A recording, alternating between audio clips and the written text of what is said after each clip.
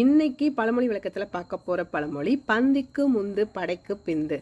அதாவது பந்தியில் நம்ம முதலாக போய் உட்காந்தாதான் எல்லா பதார்த்தமும் கிடைக்கும். கடைசியாக போனால் ஒரு சில பதார்த்தம் கிடைக்காம போயிடும். அதே மாதிரி போர் புரியும் பொழுது நம்ம பின்னாடி போய் பதுங்கிக்கிடணும், இல்லைன்னா நம்ம உயிர் போயிடும். இந்த மாதிரி விளக்கம் கேட்டிருப்போம்.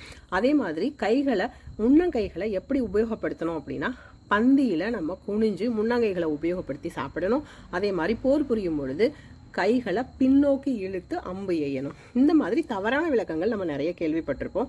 உண்மையான விளக்கம் என்ன அப்படின்னா, அந்த காலத்துல எதிரி நாட்டவர்களை எதிர்த்து போரிடும் பொழுது வரிசையாக படைகள் நிப்பாட்டியிருப்பாங்க. அதுல முதலில் வர்றது தான் காலாட்படை.